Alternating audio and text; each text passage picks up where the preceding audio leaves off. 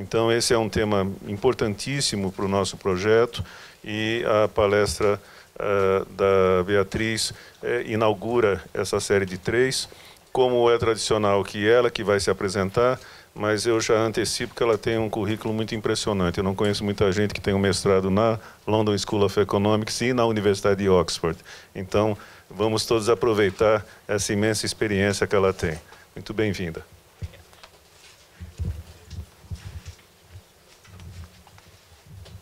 Obrigada.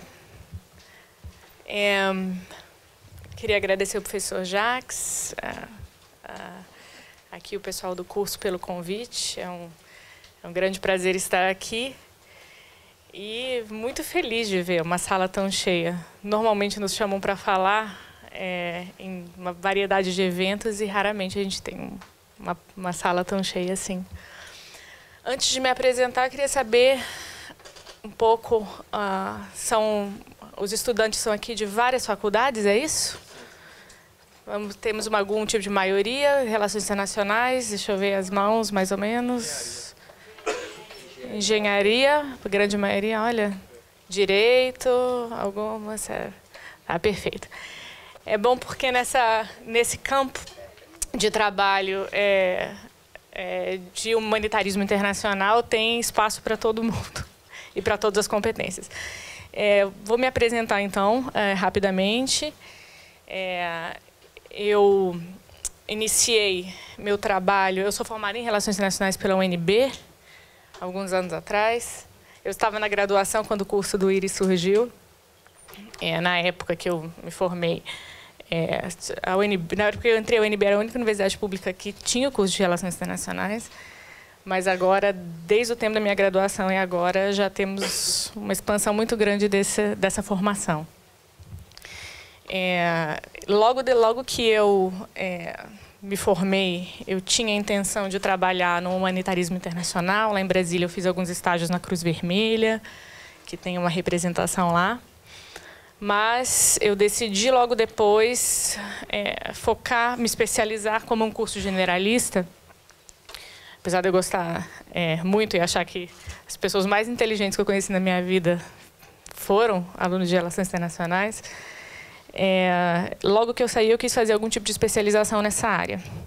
Então, um ano depois de minha formação, eu consegui uma bolsa, fui para a Inglaterra, fiz um mestrado em Estudos de Migração Forçada na Universidade de Oxford, que é um dos primeiros grandes centros de estudos sobre migração forçada no mundo. Esse curso, essa formação se iniciou nos anos 80 como estudos de refugiados, né, por uma antropóloga chamada Barbara Harrow Bond, que atuava no campo, que atuava em situações de refúgio e reassentamento, e era muito crítica das organizações humanitárias internacionais. Então, ela criou um curso para estudar, ela é antropóloga, para estudar exatamente o que é a vida dentro de uma situação de refúgio, de campo, estudar esses termos antropológicos de pertencimento, de casa, de lar, de o que é você estar por anos, ter gerações que nascem em situações persistentes, prolongadas de refúgio, que nós temos até hoje, a gente vai ver alguns casos. Então, prato cheio para antropólogos, saber o que é isso e saber o que é você viver de assistência, né? E o que tipo de agenda uma agência humanitária internacional traz para o dia a dia de pessoas que dependem delas para sobreviver, para ter o teto, para ter a alimentação, enfim. Então, esse curso começou como estudo de refugiados, que nos anos 80 falava-se praticamente só em refúgio. Depois, do meados dos anos 90 para o início dos anos 2000, começou-se a falar mais de outros tipos de migração forçada e outras populações de interesse para quem trata de humanitarismo internacional no campo de deslocamento forçado. Então, refúgio, a gente vai ver as definições, são necessariamente pessoas que forçosamente atravessam as fronteiras. Deslocados internos, são as pessoas que forçosamente saem das suas casas, mas não atravessam fronteiras. Existem solicitantes de refúgio, que são pessoas que ainda solicitaram, mas ainda aguardam pendente o reconhecimento do seu status de refugiado. e retornados, refugiados que estão tentando retornar para o seu, estão em processo de retorno para o seu país de origem, que se misturam muitas vezes com as pessoas deslocadas internamente. Então, ao longo da discussão sobre, nos anos 80, refúgio, o jargão começou a mudar. Então, não se fala mais só de refúgio, se fala-se de deslocamento forçado, migração forçada. E, nesses contextos, dificilmente fala-se de guerra só e conflitos armados, que é o jargão tradicional das convenções de Genebra. Fala-se de emergências complexas, ou emergências políticas, emergências complexas políticas, que tem, dentre todas as... diversidade de atores, não só combatentes, milícias, práticas de terrorismo. Não, o problema dessas emergências não é só o confronto entre partes combatentes, mas também a existência de catástrofes naturais, doenças, fome e malnutrição, e dentre eles diversas tipos de migrantes forçados, refugiados, retornados, solicitantes, deslocados internos e pessoas, que agora está começando a se falar mais, que não conseguem se deslocar. Pessoas que estão presas em lugares de confrontação. E essa era a discussão ano passado muito do que aconteceu em Alepo, na Síria, que as pessoas não conseguiam sair. Então, as pessoas nem refugiados conseguiam ser nessas situações. Então, quando eu fui voltando à trajetória, quando eu comecei a estudar, esse assunto já se falava disso, de deslocamento forçado de pessoas, migração forçada em termos gerais. Então, eu estudei lá meu primeiro ano e passei mais um ano na Inglaterra, onde eu fiz outro mestrado na London School of Economics em Direitos Humanos. Nesse tempo, eu fiquei mais interessada em estudar a categoria dos deslocados internos, que não é uma população de interesse do Acnur, não no Brasil. Não que nós não tenhamos deslocados internos no Brasil, eu posso falar disso mais para frente, mas no Brasil não é uma população necessariamente de interesse do Acnur, mas é em diversos países, em grande maioria dos países que têm crises de deslocamento interno grandes. Colômbia, Síria, Iêmen, Afeganistão, enfim. Meu interesse era saber... Porque os refugiados surgiram, essa categoria surgiu com esse nome no período entre guerras, mas se consolidou em 1951, no pós-Segunda Guerra. E nos anos 90 surgiu essa nova categoria de pessoas deslocadas internamente, forçosamente, que começaram a ter os seus próprios princípios orientadores, convenções regionais. Na África tem uma convenção regional só para proteção e assistência a deslocados internos. Então, meu interesse foi como que surgiu essa categoria. O que aconteceu? Por que demorou tanto? Já existiam deslocados internos em 1951, por que só nos anos 90? Uma grande trajetória que, na parte de perguntas, se vocês quiserem saber, a gente conversa um pouco mais sobre isso. Então, foi isso que eu estudei esses 2 anos. No mestrado, voltei do mestrado para começar a trabalhar 10 anos atrás, 2007. Foi quando eu tive meu primeiro trabalho nessa área no governo. Fui trabalhar como oficial de elegibilidade por o Comitê Nacional para Refugiados, CONARE, que é quem faz o reconhecimento do status de refugiados no Brasil. Então, você tem um comitê intergovernamental no Brasil, composto por Ministério da Justiça, Polícia Federal, Relações Exteriores, Ministério da Saúde, Educação, Trabalho, Acnur e membros da sociedade civil, que se reúnem mais ou menos uma vez por mês, pegam um montante de casos e decidem, caso a caso, se aquela pessoa deve ser reconhecida ou não como refugiado mediante suas alegações e mediante a análise da situação do país de origem. Vamos falar sobre isso rapidamente. Então, quando eu cheguei do mestrado, eu fui ser essa pessoa que entrevistava um por um para saber se a pessoa tinha ou não um fundado temor de perseguição que justificasse que ela ficasse no Brasil como proteção internacional, justificasse que o governo brasileiro se comprometesse em circunstância nenhuma a devolver ela para o país de origem, porque não é só a proteção internacional que um outro Estado dá ao refugiado. É o compromisso de não devolvê-lo em hipótese nenhuma para o país de origem, assumindo que sua vida e segurança estão em risco ao retornar. Então, é um trabalho muito difícil. Ainda mais para muito jovem como eu, era um trabalho muito difícil. a vida da pessoa, a regularização da pessoa no país, a proteção internacional dada à pessoa está nas suas mãos, não está nas suas mãos quem decide é o CONARE, mas quem faz a opinião, quem dá o parecer é o oficial de elegibilidade que fez a entrevista cara a cara. E é muito difícil, porque tem pessoas que não são, nesse caso, refugiados, são migrantes econômicos, que chegam com uma situação muito difícil de vida também, em seus países de origem, muitos países africanos, que chegam aqui e tentam falar para o governo brasileiro que, na verdade, tem uma história de refúgio. Eu lembro que, na época quando eu trabalhava, em 2007, eu vinha toda semana para São Paulo para fazer as entrevistas aqui, porque São Paulo é onde chega o maior número de refugiados na América Latina. Está quase a cidade do México, por causa da crise da América Central, está quase chegando nesse número. Mas de nacionalidades mais diversas, sem dúvida, a cidade que mais recebe refugiados na América Latina ou solicitantes de refúgio é São Paulo. Aí eu vinha toda semana para São Paulo para entrevistar as pessoas. E a primeira semana, a gente tinha, na época, uma ficha de entrevistas para fazer. E aqui, até hoje, uma das nacionalidades que mais chega em São Paulo e tanto no Rio de Janeiro são pessoas da República Democrática do Congo. Até me disseram agora que aqui no centro de São Paulo tem aquela galeria do rock, aí do lado tem a galeria dos congoleses, que era a galeria do reggae, agora é a galeria dos congoleses que falam, né?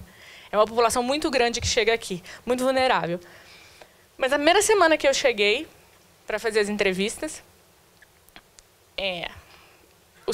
as 5 pessoas que eu entrevistei nesse primeiro dia alegavam ser os 5 motoristas pessoais do candidato à presidência Joseph Kabila e que tinham sido perseguidos por causa de sua associação com na época, candidato à eleição. 5 motoristas pessoais fugiram e chegaram em São Paulo na mesma época.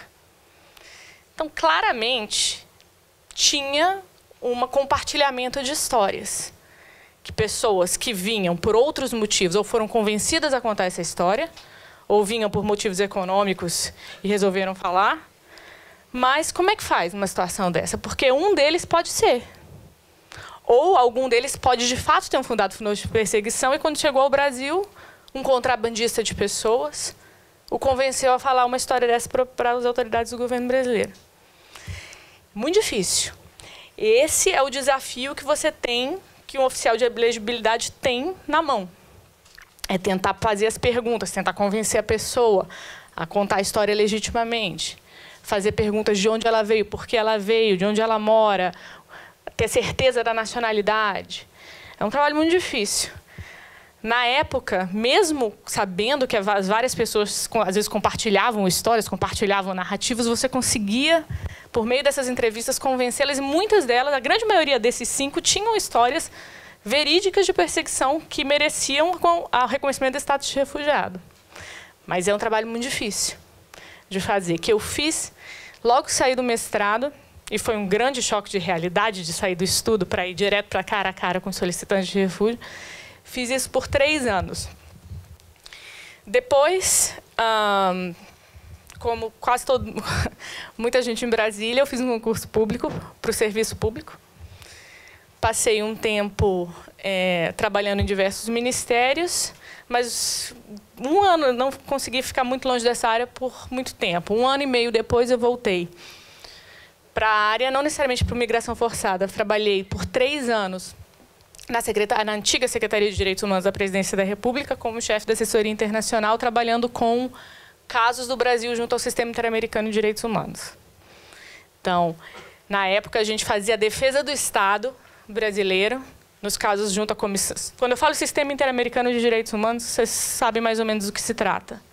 Na OEA, há 2 mecanismos de monitoramento das práticas brasileiras de direitos humanos que podem receber denúncias. Uma comissão política, que recebe denúncias, e todos esses grandes casos, massivas violações, chegam lá. Todos. Carandiru, todos esses grandes massacres, situação prisional, Pedrinhas, questões indígenas, todos esses grandes conhecidos casos de violação de direitos humanos, clara, entidades da sociedade civil apresentam isso junto à OEA. Primeiro, a comissão, que é um órgão político que tenta mediar politicamente a situação, do tipo, tentar convencer o Estado brasileiro a a reconhecer, em muitos casos, que violou os direitos humanos dessas pessoas, dar algum tipo de indenização e fazer alguma mudança em sua política, ou, quando o Estado brasileiro não... Esse era o meu trabalho, na verdade. A gente não fazia, como eu não era AGU, não sou advogada, eu não fazia defesa do Estado.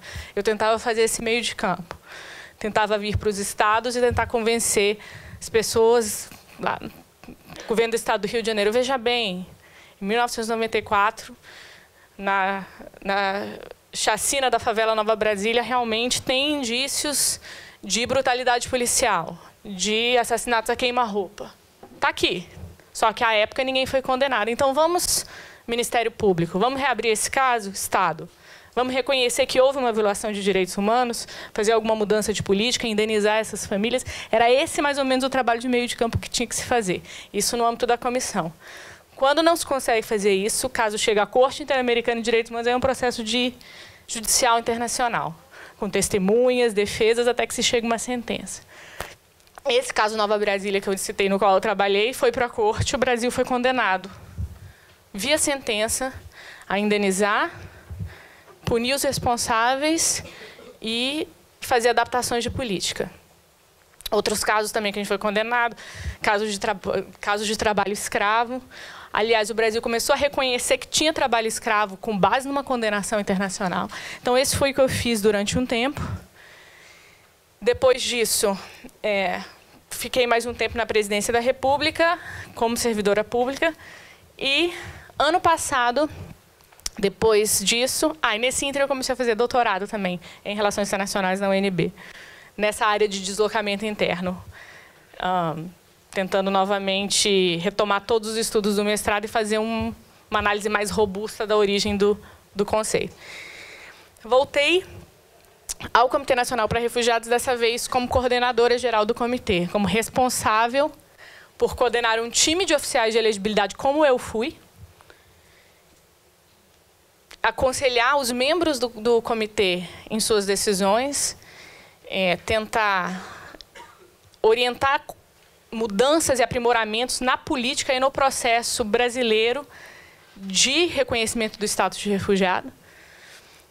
E numa situação muito diferente. Em 2007, quando eu era oficial de elegibilidade, o Brasil recebia 500, 600 solicitações de refúgio por ano. Quase 10 anos depois, quando eu voltei para coordenar, 25 mil. Com uma estrutura de serviço público mais ou menos a mesma. Então, esse era o grande desafio. Como é que eu lido com esse número de casos de solicitações? República Democrática do Congo, Síria, Angola, Cuba, Senegal, Gana, milhares de solicitações. Como é que você lida com isso com uma estrutura pública mais ou menos intacta? Que não teve um grande concurso nessa época, não teve um grande investimento nessa área. Então, esse era o desafio da época que eu enfrentei até o ano passado.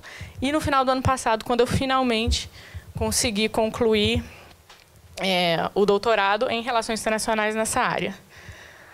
Depois que eu saí do CONAR, eu recebi, finalmente... fiquei um tempo trabalhando em pesquisa num think tank brasileiro chamado Instituto Igarapé, que trabalha muito com temas de políticas de drogas, segurança pública, desarmamento, mas tem um braço de imigração forçada.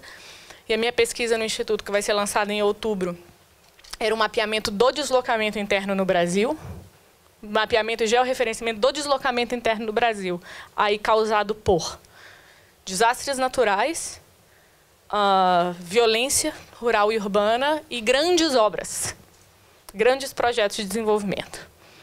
Quantas, onde, em que situações o Brasil desloca pessoas por causa de rodovias, ferrovias, obras de mineração, hidrelétricas, urbanização, saneamento, requalificação de assentamentos precários. Quantas pessoas estão no meio das obras? E o que se faz com elas? Qual é a regra que diz que essas pessoas merecem receber? Qual é a casa? É igual valor?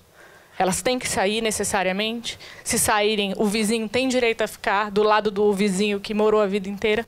Eram essas as discussões.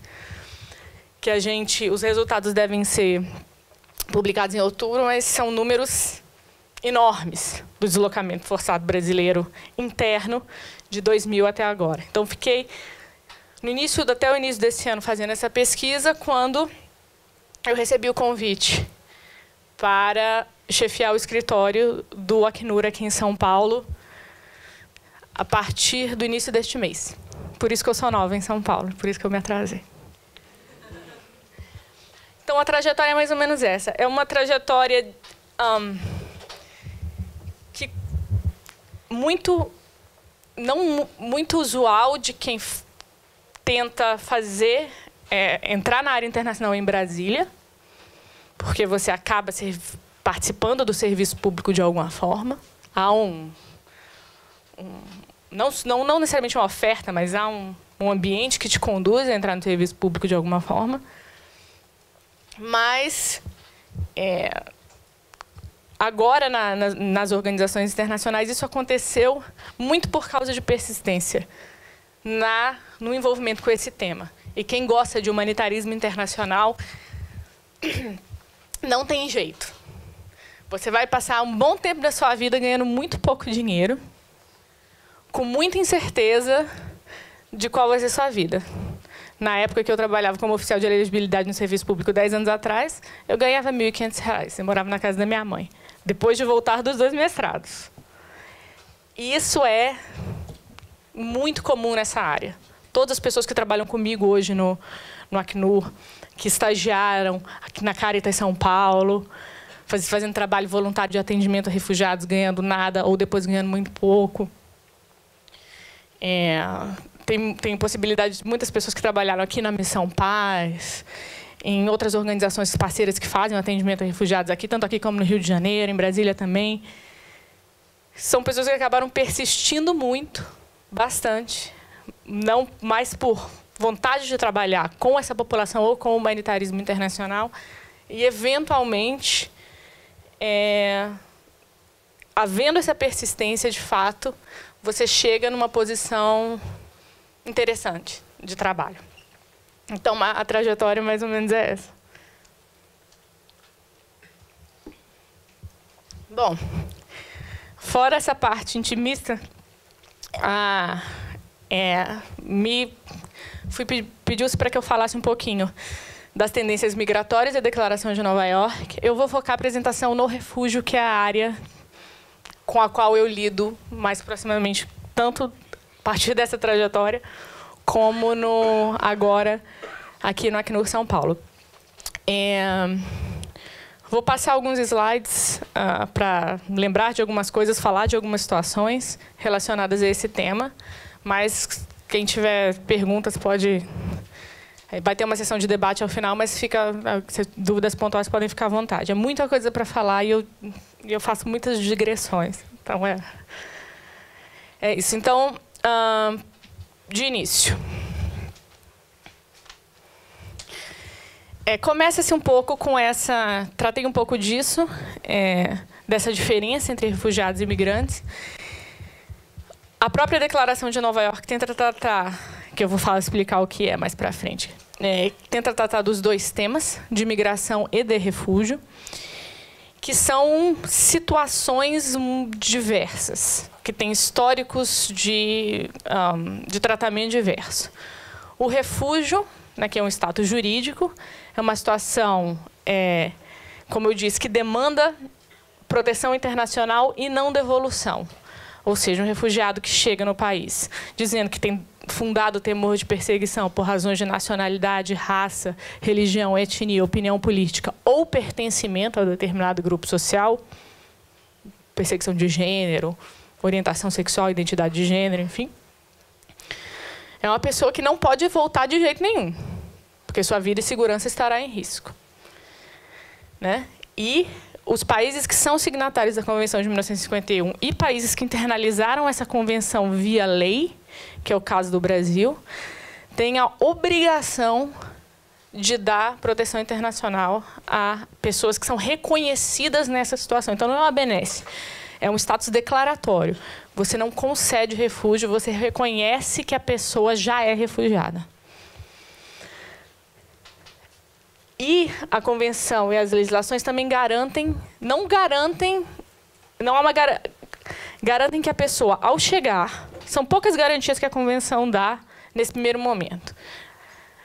As garantias são que você tem acesso ao território, que é uma coisa que está sendo massivamente violada hoje em dia, porque muitas pessoas estão sendo interceptadas em alto mar, para que não tenham acesso ao território a que estão indo para poder solicitar refúgio.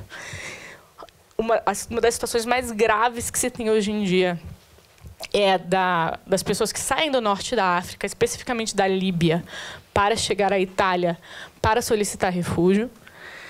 Há várias denúncias de que autoridades italianas e da União Europeia estão financiando ações do governo da Líbia para impedir que as pessoas façam isso. E financiando, de certa forma, a interceptação dessas pessoas em alto mar.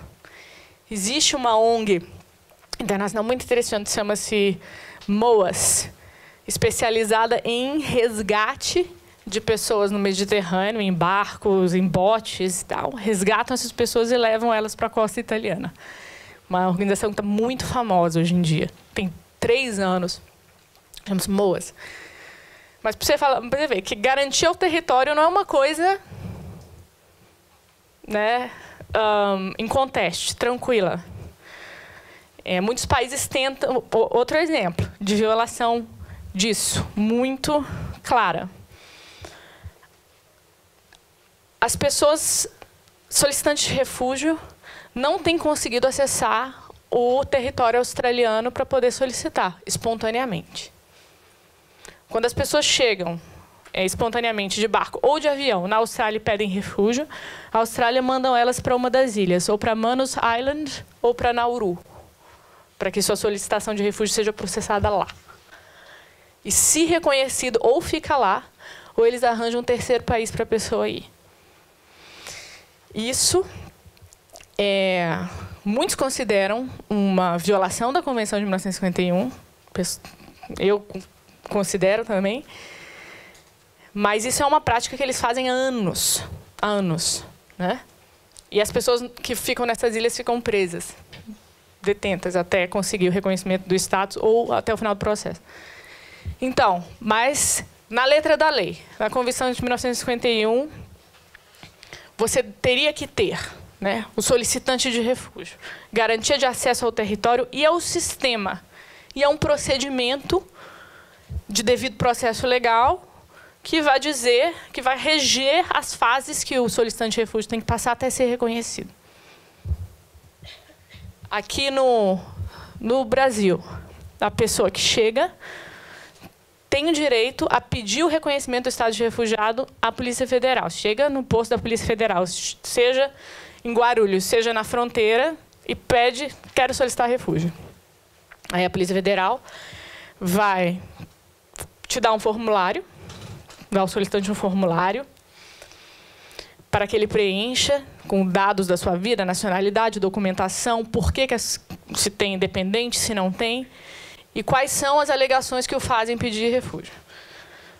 Passado essa fase do formulário, ele recebe isso você é mesmo brasileiro, recebe um protocolo de solicitante de refúgio, que hoje, infelizmente, não é uma carteirinha bonita, é uma folha.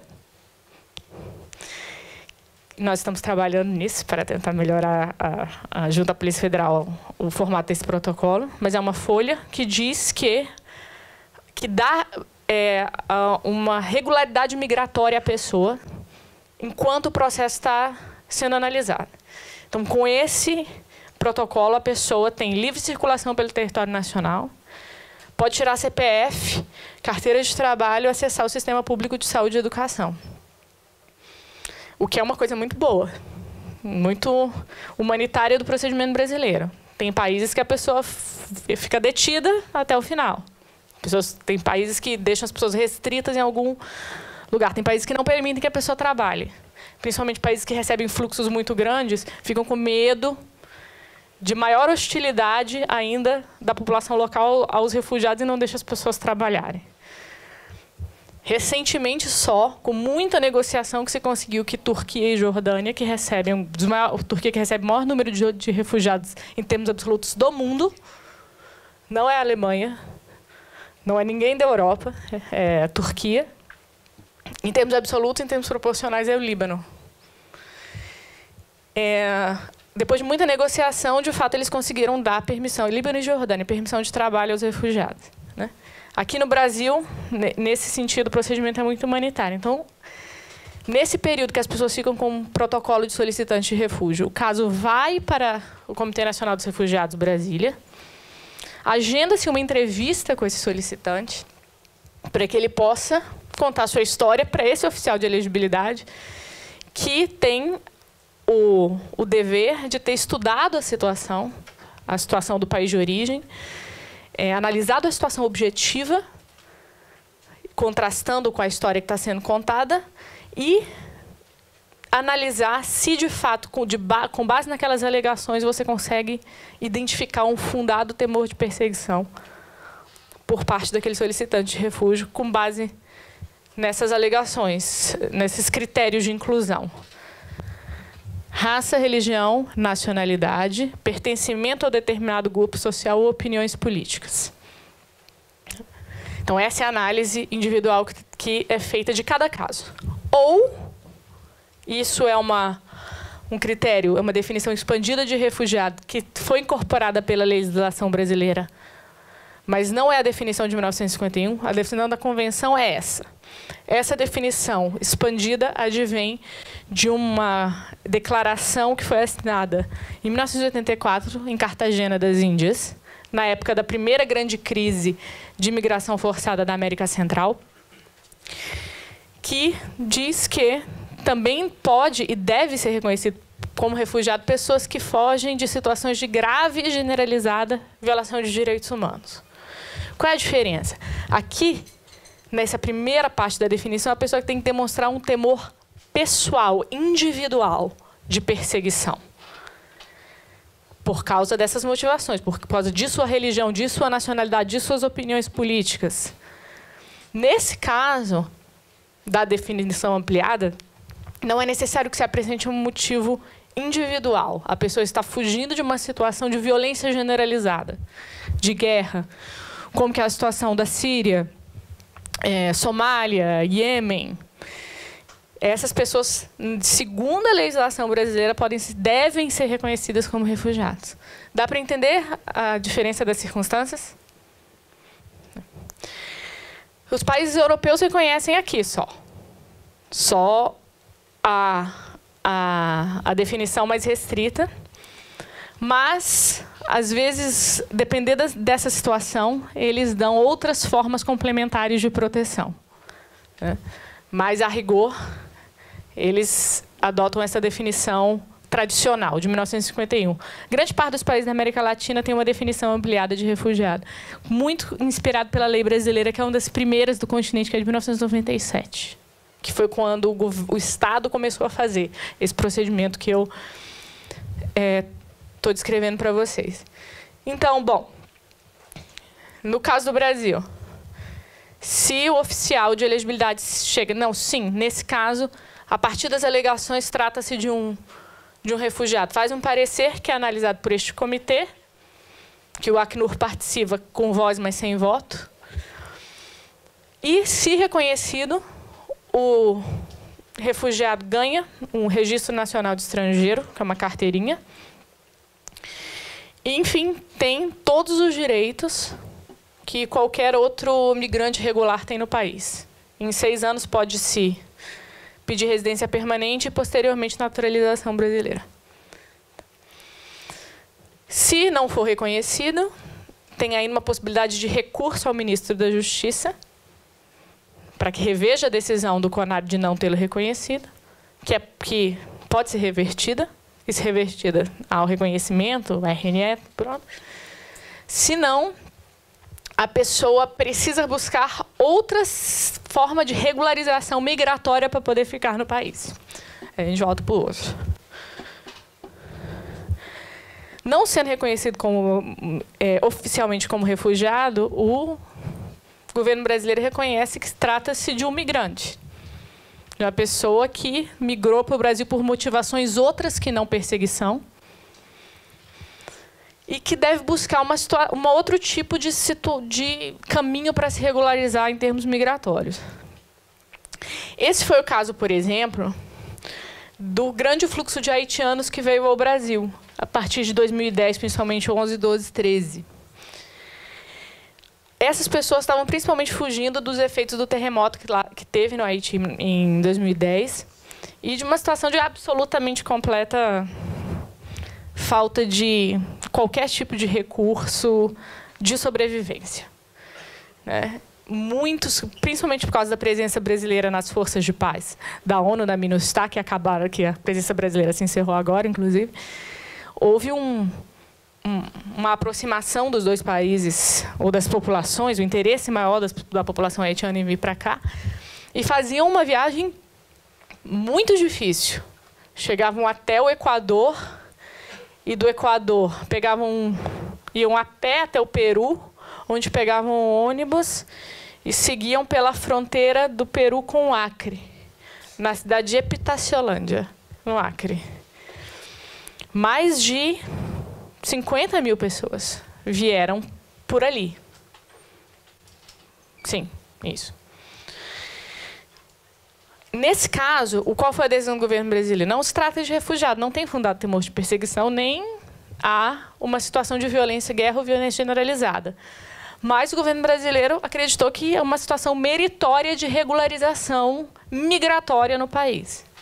Aí foi quando se criou um visto humanitário específico para haitianos, para que se regularizassem e ficassem em situação regular no país, podendo acessar todos os serviços, trabalhar, enfim. Então, houve essa diferença. No caso do refúgio, é uma obrigação convencional e legal o reconhecimento e a proteção internacional. No caso dos migrantes, é discricionário do Estado, mas deve-se oferecer, né, uma situação regular, principalmente no Brasil, porque a gente não tem um fluxo migratório muito grande do Brasil em relação ao tamanho da população. Então, recomenda-se que se ofereça uma oportunidade de regularização, mesmo porque você não ofereceu, você barrar, você construir muros, não adianta absolutamente nada em termos de parar com o movimento migratório.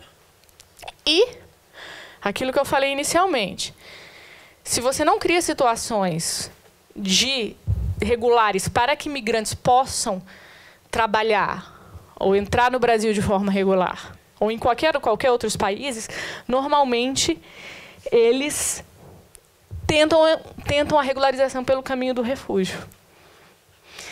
E isso causa um grande problema, porque não só você estressa essa burocracia, esse caminho, com um número grande de pessoas que estão se utilizando desse instituto para se regularizar, o que não é uma coisa necessariamente condenável, porque se essa é a única opção que há para uma pessoa, um migrante econômico, tentar se regularizar, não é necessariamente condenável que tente fazê-lo. Muitas vezes eu me vi em situações que, se eu fosse, sei lá, do mesmo país de um migrante econômico, eu poderia fazer a mesma coisa, né? O problema não é os migrantes tentarem entrar pelo refúgio, o problema é a falta de outras oportunidades de regularização migratória que fazem com que as pessoas entrem pelo refúgio. Por exemplo, isso a gente vai chegar lá, nós estamos com uma crise sem precedentes de deslocamento forçado na fronteira de Pacaraima e Roraima com a Venezuela. Já mais de 30 mil pessoas entraram nos últimos anos. E dessas, 15 mil pediram refúgio. O perfil da população ainda está sendo analisado. Tem perfil de pessoas que apresentam alegações de perseguição política, mas tem um perfil grande de pessoas que atravessam por razões de desabastecimento fome na Venezuela. E o governo está tentando dar uma resposta a essa situação, mas demorou um pouco para poder criar um caminho de regularização migratória, de residência temporária para essas pessoas. Enquanto isso, enquanto elas não têm um outro caminho, entram por meio da solicitação de refúgio. O problema é uma culpa dessas pessoas, as pessoas deviam ser mais conscientes que refugiados fazem parte da redefinição, não necessariamente. Não há outra opção. Né? E as pessoas estão fugindo de uma situação de fome, de desabastecimento. Lá, para você comprar alguns quilos de arroz, você leva um caminhão desse tamanho de dinheiro, de uma moeda absolutamente desvalorizada. Quando tem? Então, mesmo o mandato do Acnur, as pessoas de interesse do Acnur, são refugiados, deslocados internos e apátridas, mormente, mas advoga-se que oportunidades sejam oferecidas a migrantes econômicos para regularizar sua situação, não só porque eles trazem, eles não são um fardo para nenhum estado da população brasileira, muitos trazem grandes oportunidades. E também, no caso do refúgio, para não estressar muito esse caminho. Você cria situações, cria caminhos para que as pessoas possam escolher com base nas suas alegações e suas necessidades. Essa é a recomendação principal. Então, esse é o conceito de refugiado segundo a definição do Brasil. A gente está, no momento, com o maior volume de deslocamento forçado no mundo desde a Segunda Guerra Mundial. Segunda Guerra Mundial, alega-se que 60 mil pessoas tiveram que se deslocar forçosamente. Hoje em dia, nós temos com 65,3 milhões de pessoas se deslocando forçosamente. Dentre elas, 21,3 milhões de refugiados. Desses refugiados, 5 milhões, mais ou menos, são refugiados palestinos, que estão numa situação de refúgio persistente desde a criação do Estado de Israel, e principalmente desde depois de 1967, que continuam em campos de refugiados muito tempo no Líbano, e tem uma organização internacional chamada UNRWA, especificamente para tratar desses refugiados, e os outros, 17 mil e tantos, são refugiados de todas as partes do mundo, principalmente Síria, são os maiores números, e agora, recentemente, Sudão do Sul, que a gente vai falar, vai mostrar um pouco as principais situações.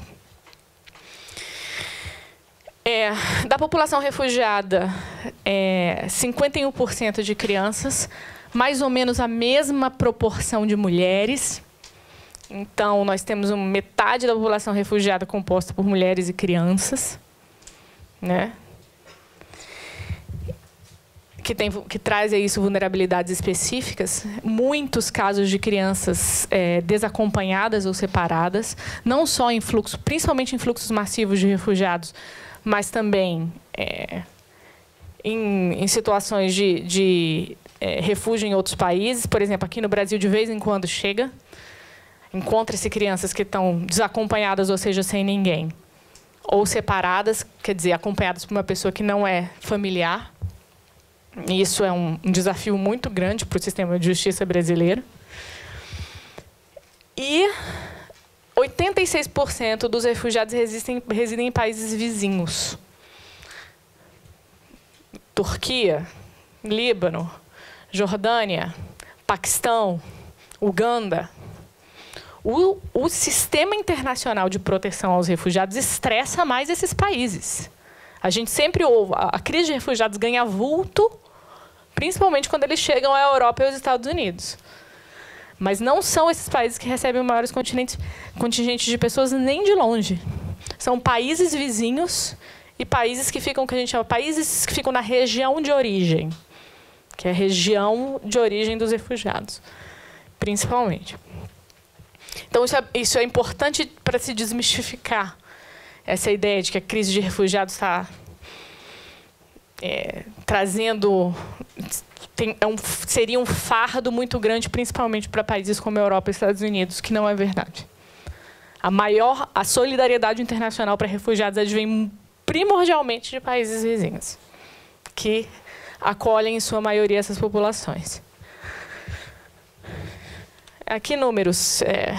Uma em cada 113 pessoas no planeta solicitante de refúgio, deslocada interna ou refugiada, que é um número significativo. E, discriminando esse número melhor, então a gente tem 65,3, 21,3 milhões de refugiados, 40,8 milhões de deslocados internos, quase o dobro. Que são as pessoas que são forçadas a sair de suas casas, de seus lugares de residência habitual, por violência generalizada, violações de direitos humanos, desastres naturais, mas não atravessam uma fronteira internacional. E 3,2 milhões de solicitantes de refúgio. Esses são números bastante vultuosos. E esse virou quase um truísmo, uma catchphrase, que se fala muito, né? Que temos uma crise de refugiados muito maior do que se tinha na Segunda Guerra Mundial. Uma coisa de impacto quando se fala isso. Que é verdade, mas também é uma realidade que agora você tem uma atenção maior para essas populações. Você consegue estimar melhor essas populações. Principalmente a população de deslocados internos, você começa a estimar melhor. A população de refugiados é grande, mas não é tão maior do que a população de refugiados que você tinha em 1992, que foi logo na época dos conflitos pós-Guerra Fria. Iraque, ex-Iugoslávia, Ruanda. Essa época você teve um pico de imigração forçada muito grande, principalmente de refúgio. Depois caiu. É mais ou menos, em termos de refugiados, o que se tinha nessa época, mas a população de deslocados internos aumenta e muito, que é o que dá o conjunto grande desse número. E também isso é resultado ao longo dos anos, a maior facilidade de mobilidade internacional que as pessoas têm. As pessoas têm maior facilidade em se mover, em se deslocar do que se tinham na atualidade. Então, você tem uma combinação de maior atenção para essas populações, uma situação de reiterada de conflito armado e uma maior facilidade de mobilidade que dá para dar esse cenário. Alguns números, como a gente fala de tendências, alguns números de onde vem um pouco essa situação que a gente vive hoje. Das principais crises humanitárias do mundo, você tem a crise síria, com 5 milhões de refugiados e 6,3 milhões de deslocados internos. Depois aqui IDPs, que é Internally Displaced Persons, que é em inglês, que é a sigla que normalmente se usa para falar disso. Essa das situações de refúgio atualmente é, de longe, a mais conhecida. Exatamente porque são pessoas desse conflito que têm chegado mais à Europa e Estados Unidos. Né? Afeganistão é uma situação prolongadíssima de refúgio, principalmente de refúgio, mais do que deslocamento interno, o que não é necessariamente a regra. A maioria das situações de crise, você tem uma situação de deslocamento interno maior ou igual. São algumas situações específicas que você tem mais refugiados. O Afeganistão é um deles. 2,7 milhões de refugiados, principalmente no Paquistão e no Irã, mas principalmente no Paquistão, e 1,1 milhão de deslocados internos. O Afeganistão é uma situação de refugiado que já tem mais de 30 anos. Começou principalmente depois de 1979, nas guerras da Segunda Guerra Fria, invasão da União Soviética contra o Mujahideen. Aí, enfim, logo depois veio a milícia talibã, que se instalou no governo e continuou uma situação de conflito, no que nos anos 80 resultou, na época, foi o maior fluxo de refugiados da década de 80, que foram 6 milhões de pessoas que saíram do Afeganistão em direção ao Paquistão e Irã. E isso se prolongou durante os anos 90. No início dos anos 2000, pós 11 de setembro, houve a invasão dos Estados Unidos contra o regime talibã. E, desde então, essa situação vem oscilando. mas permanece nessas casas de milhões, subindo de 2,7, 3, 4 milhões. Aí você tem um movimento de repatriação. Esqueci de falar isso. O mandato do Acnur é principalmente de proteção jurídica e proteção jurídica e física da integridade aos refugiados e busca de, a gente chama de soluções duráveis à situação de refúgio, que são principalmente 3 soluções. A primeira, repatriação voluntária, que é quando o país de origem do refugiado se encontra numa situação de maior estabilidade e voluntariamente o refugiado decide retornar. Se retorna e volta ao seu país, ele já não se encontra mais em situação de refúgio, já tem novamente a proteção do país de origem. Então, essa é uma solução durável. Repatriação voluntária, e é princípio do Acnur que seja voluntária e nunca forçada. Isso é uma coisa óbvia? Não. Dou um exemplo. Eu lembrei disso porque estava falando da situação do Afeganistão. Se vocês forem procurar no Google sobre repatriação no Afeganistão, vocês vão ver um relatório da Human Rights Watch muito grande, que critica muitas organizações humanitárias internacionais, inclusive o Acnur, de fazerem parte, de contribuírem para a repatriação forçada de refugiados afegãos do Paquistão. Que isso é contra os princípios do Acnur. O Acnur não se engaja em situações de repatriação forçada. Mas isso não é uma questão simples. Por exemplo, e isso é uma coisa que está acontecendo muito hoje em dia. Como que uma organização humanitária internacional se posiciona quando um país de acolhida diz que vai fechar o campo? Vou fechar. Isso o Paquistão fez recentemente, e Quênia, que tinha um dos maiores campos de refugiados do mundo, de somalis, disse: acabou. Não quero mais, vou fechar. É para voltar. E, normalmente, esses campos ficam na região de fronteira exatamente porque os países de acolhida, esses países não querem que essas pessoas se integrem à sociedade. Querem que a situação de campo se configure como uma situação transitória, que assim que a situação do país de origem voltar, a estabilidade, as pessoas podem voltar. E tem muitos refugiados que também, às vezes, não ficam em campos na expectativa de voltar. Então, mas a maioria das situações de encampamento é uma escolha dos estados, de construir os campos na fronteira para que as pessoas fiquem lá até que se melhore a situação. Mas no Afeganistão eles estão lá desde 1979, já tem 3ª geração de gente que nasceu em campos de refugiados. Quase sem nenhum direito, sem direito a trabalhar, com um status diferente, com uma situação de... Meu Deus, sério? Gente, eu disse que eu fazia digressões, mas realmente... Bom, então, assim, enfrenta-se hoje em dia, muito esse tipo de situação de países, Quênia, Afeganistão, que querem fechar os campos. Aí as organizações humanitárias internacionais ficam numa situação impossível, que tem que, ao mesmo tempo, proteger as pessoas e tentar convencer os estados a mudarem a seu posicionamento, a não fecharem os campos, a continuarem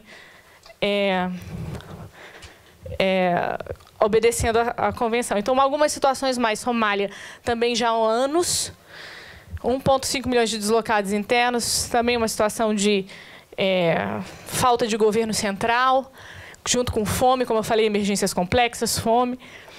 Mais ou menos na mesma região, que a gente está no chifre da África, mais ou menos na mesma região. Do outro lado, tem o Iêmen, aqui, que manda refugiados para a Somália.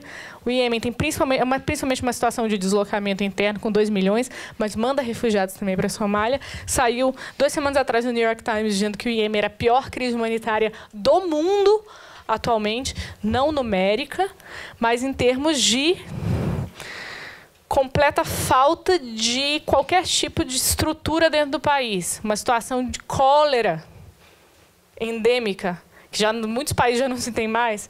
No Iêmen não se paga mais dinheiro, não paga mais funcionários públicos, você não tem assistência nenhuma médica para as pessoas, então você tem pico de clórida, desnutrição, atuação de exército, junto com forças da Arábia Saudita, contra insurgentes, com a Al-Qaeda, tudo nesse pequeno país. Então, é considerado uma das piores situações de crise humanitária no mundo. República Democrática do Congo, nessa parte leste, principalmente desde a época do genocídio de Ruanda, em 1996, você tem um grande grupo de insurgentes nessa área, chega muitos refugiados da República Democrática do Congo para o Brasil. Tem uma comunidade grande já, como eu falei, 1,5 milhão de deslocados internos, 500 milhões de refugiados. Sudão do Sul, um colega nosso aqui do Acnur passou 2 meses recentemente em Uganda. Eu diria que depois de Iêmen, as piores situações de crise humanitária do mundo. Você tem 1,8 milhão de refugiados, 63% crianças. 1 milhão de crianças.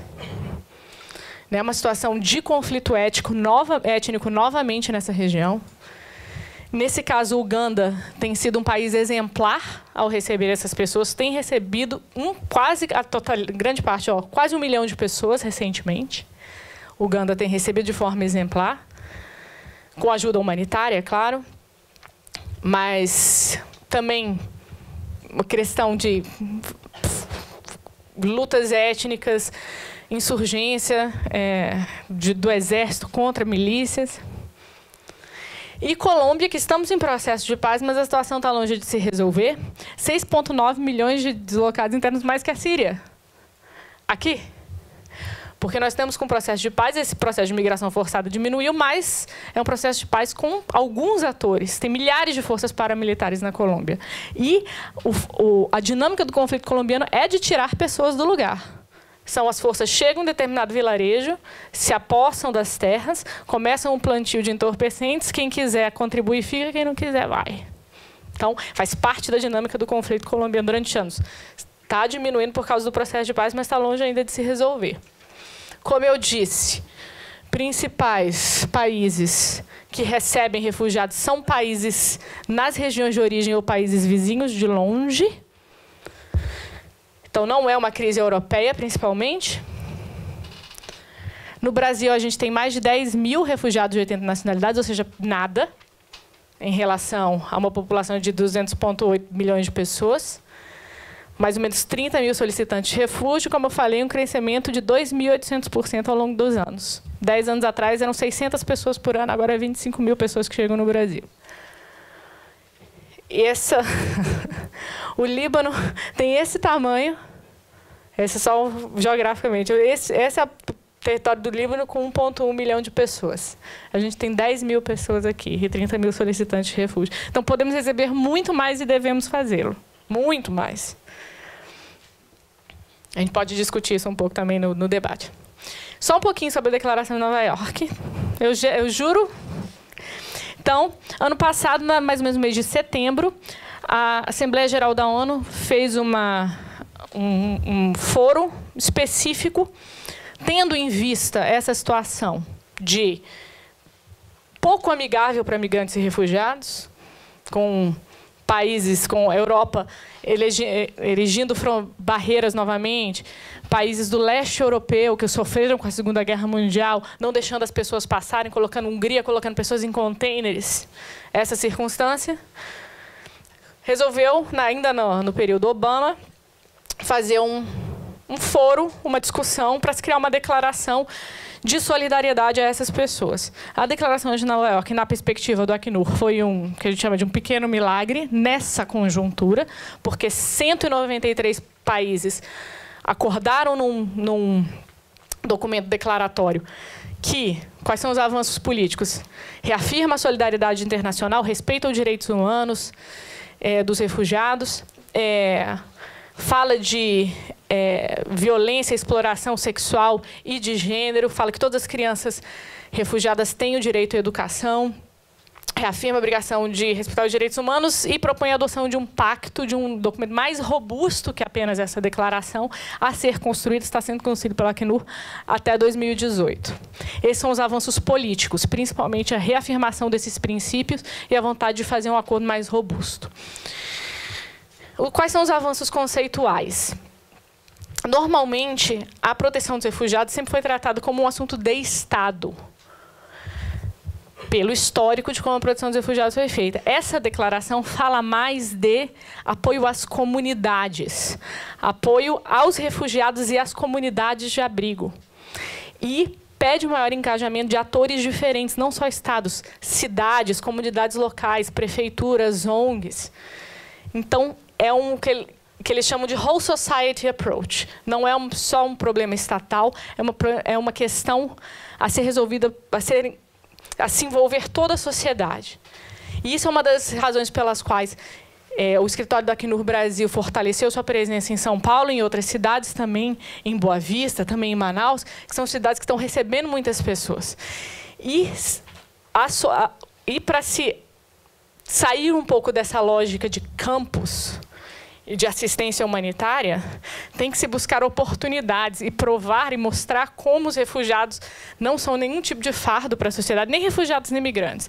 Estudos já comprovam que essas pessoas, ao se inserir na sociedade, contribuem muito mais com seu trabalho, impostos e criação de empregos do que sugam o Estado em termos de assistência. Então, tem que se buscar esse apoio local, engajamento mais com agências de desenvolvimento, porque sempre houve uma rixa, agências de desenvolvimento com agências humanitárias internacionais, que dão assistência, emergência, sobrevivência, e PNUD, e Banco Mundial e outras agências de desenvolvimento. Sempre houve uma separação muito clara. Essa declaração tenta juntar um pouco mais essas duas abordagens. E quais são os avanços operacionais?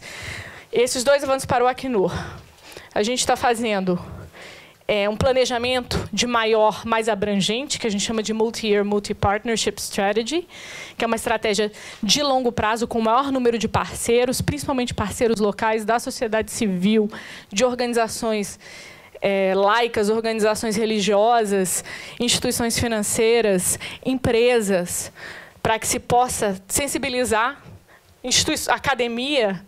Aqui a gente tem cátedras Sérgio Vieira de Mello em diferentes universidades que facilitam o acesso a refugiado à universidade, facilitam a revalidação de diplomas dessas pessoas que não podem voltar para o seu país de origem para pegar seu histórico escolar. Então, esse tipo de coisa, tanto esse Comprehensive Refugee Response Framework, como esse planejamento de longo prazo de vários parceiros, são mudanças operacionais no dia a dia do Acnur, e de outras agências humanitárias internacionais que têm que se envolver com mais gente local, com novos parceiros.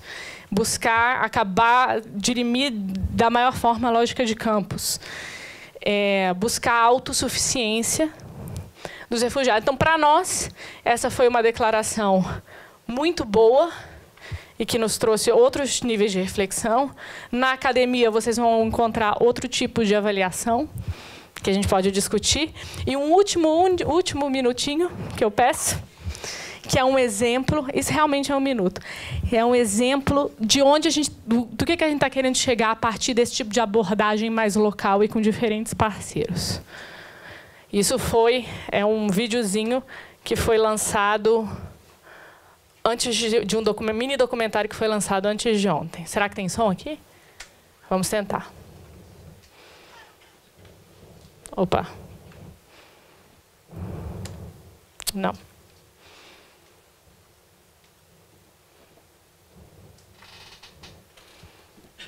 A gente passa o link. Eu posso colocar na grade se tiver ele dá na página do. Certo. Ai, que pena.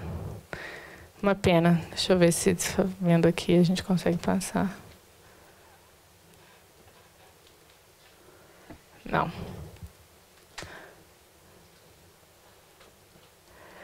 Não, infelizmente. Isso vocês podem achar, é uma iniciativa, um mini documentário que foi lançado 2 dias atrás, chama Empoderando Refugiadas, de um projeto que é levado a efeito aqui na cidade de São Paulo, de empresas, Carrefour, Lojas Renner, Sodexo, que se aproximaram desse projeto, conheceram profissionais refugiados. Colocando o nome do projeto, vocês arranjam o documentário no Google, e as meninas podem dar acesso, que é um exemplo do que está tentando fazer. Né? Muitas dessas empresas, muitas empresas que podem dar oportunidades, que nem sabiam da situação de refugiados em geral e das mulheres em específico. Né? O documentário tem até aquela moça do MasterChef, a Paola, que empregou uma refugiada no seu restaurante, dando o depoimento de que ela não está fazendo nenhuma caridade, de que você empregar refugiados, você traz um nível de diversidade, de tolerância para o seu ambiente de trabalho, e que as refugiadas, com sua proficiência em outras línguas e outras culturas, acabam contribuindo muito mais para a diversidade do ambiente de trabalho. Então, são depoimentos tanto das refugiadas, das dificuldades que elas enfrentaram, e das empresas, o que elas puderam aportar para as refugiadas e o que elas aprenderam com elas. Então, vale muito, muito a pena ver. O documentário era só um trailer de 1 minuto, mas o documentário tem 22 minutos, vale muito, muito, muito a pena ver. Então, é isso, já passei muito no meu tempo, fico à disposição para o debate.